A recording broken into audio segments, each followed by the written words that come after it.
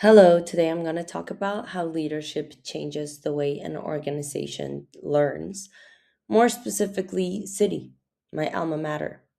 Citi is a fascinating case study because, unlike many companies trying to become more agile, they're not starting from scratch. It's actually trying to become more adaptive while operating under one of the most heavily regulated environments in the world. So, today I'll argue that the biggest challenge isn't technology or funding, it's redesigning how decisions get made, how risk is managed, and how people respond when something goes wrong. And by the end, I hope to show that Agile isn't about reducing controls, it's about building better systems for learning. Let's start with where City is at today. On paper, City has invested enormously in transformation. We're talking nearly $12 billion in technology spending in a single year. And on top of billions more dedicated specifically to transform work. So, if progress still feels slower than expected, it's hard to argue that the problem is a lack of resources. It's more interesting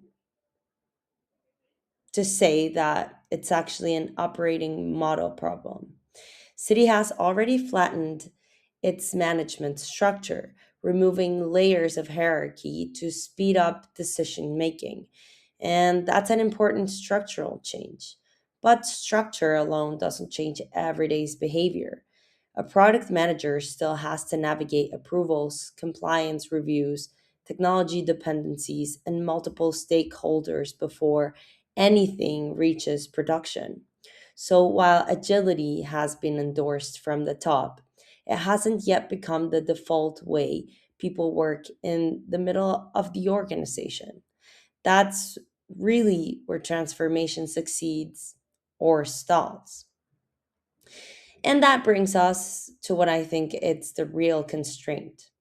It's tempting to describe people as restrained to change, but I don't think that's an accurate diagnosis. Most teams aren't avoiding change because they're lazy or unwilling.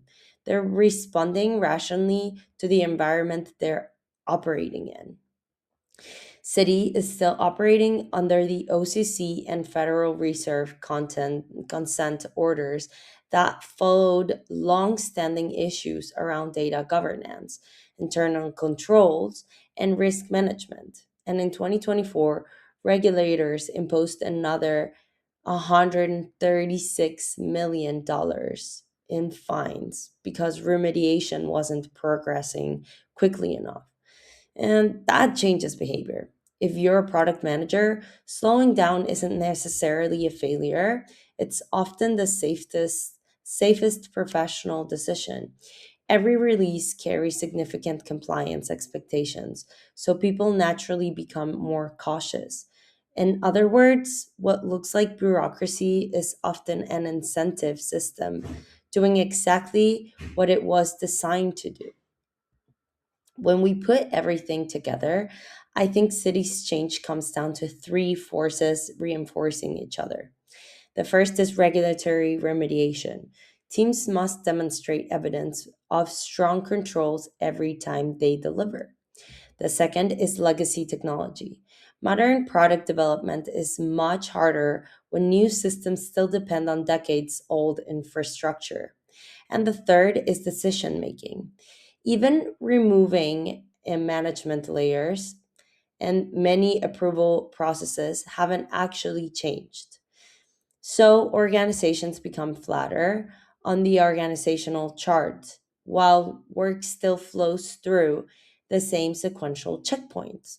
None of these issues is impossible on its own, but together they create an environment where speed, learning, and adaptability become much harder than leadership intended. So, what would an agile product function actually look like? Importantly, I'm not suggesting removing compliance, I'm suggesting moving compliance earlier. Today, many projects still follow a sequential model. building something, send it to risk, wait for feedback, make changes, and repeat. Instead, compliance should become part of the product team from the very beginning. Risk partners help define guardrails during planning rather than acting as the final gatekeepers at the end. At the same time, success metrics need to evolve. Rather than celebrating projects because they were delivered on time and within budget, we should ask whether they actually improved customer outcomes or business performance. And instead of a few very large releases, smaller and more frequent deployments reduce risk because each individual change is easier to understand, test, and recover from if necessary. Ironically, releasing more often can actually make a regulated organization safer. If leadership changes, daily work does too. One of the biggest shifts is how teams learn.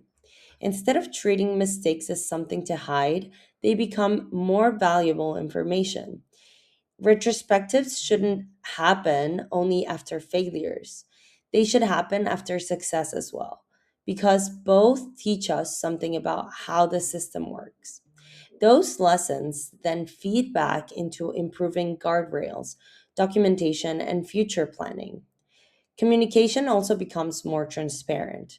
Rather than status updates moving up and down the hierarchy, everyone works from shared dashboards and continuous feedback loops across product engineering, business, and compliance. And perhaps the biggest leadership shift is this: managers stop measuring success by how many approvals they give. Instead, they measure success by how quickly the team learns, adapts, and removes obstacles.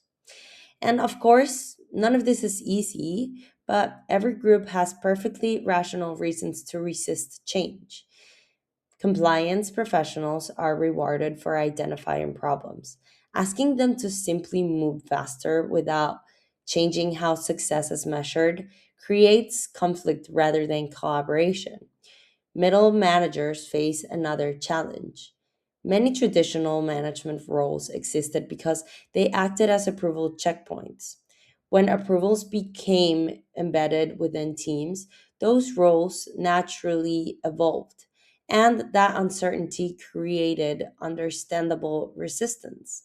Then there's Citi's global scale. Operating across roughly 160 countries means regulations genuinely differ. That often becomes an argument against standardization. But the goal isn't identical processes everywhere. It's creating one adaptive operating model that allows for local variation without reinventing everything from scratch. Let's make this more concrete with a simple scenario. Imagine a product squad has spent weeks building a new self service feature for cities corporate treasury platform. 2 days before the release, the embedded compliance reviewer discovers a data handling issue that nobody caught earlier. The sprint goal is missed. And now, here's what usually happens: the product manager escalates to the director, frustrated. The director says, just get it through by Friday. And compliance, feeling pressured, digs in further to protect themselves. If there's a post mortem, it's mostly about assigning the blame. And the lesson the team quietly learns is involve compliance later and less is often. And as you know, which is exactly the opposite of what we actually need. Now, compare that with an agile response. The product manager treats the missed release as a signal about the system, not the people. They ask the compliance partner what information should have helped us catch this during sprint planning. Then they explain to the wider team that yes, the release sleeps, but a genuine control gap was identified before production, and given Citi's regulatory history, that's actually evidence that the system worked. The team time boxes the fix, updates the definition for ready, and improves the guardrail documentation so the same issue doesn't happen again. Same blocked release, completely different organization 6 months later. That's really the whole presentation in miniature. Agile leadership makes failure information travel faster so the system adapts, which is exactly what the consent order says Citi has historically struggled to do. One thing I want to emphasize is that Agile doesn't eliminate trade offs, it simply helps us navigate them better. The first tension is speed versus compliance. In Citi's environment, move fast and break things simply isn't an option. Faster delivery only works when it's paired with stronger evidence of control. The second tension is autonomy versus consistency. Product teams need enough freedom to solve problems logically, but Citi also needs enterprise wide standards across its global footprint.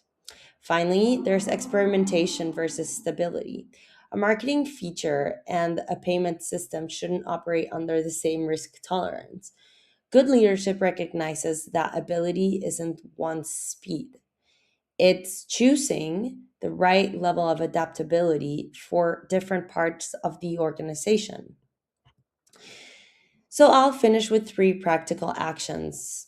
First, look honestly at your own team's approval process.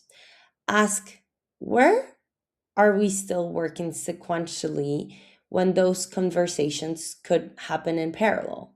Second, have one genuine conversation with compliance partners, not about speeding them up, but about what information they need earlier to identify issues sooner. And finally, rethink how success is measured. If dashboards only reward project completion, people will optimize for finishing projects.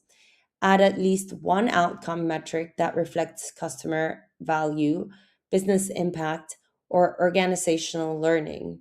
None of these changes requires a complete organizational redesign.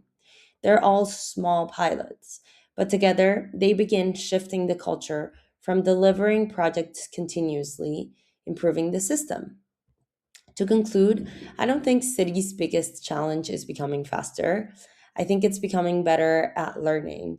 Agile leadership isn't about removing controls, it's about designing organizations where information flows quickly enough that problems become opportunities to improve the system instead of reasons to assign blame.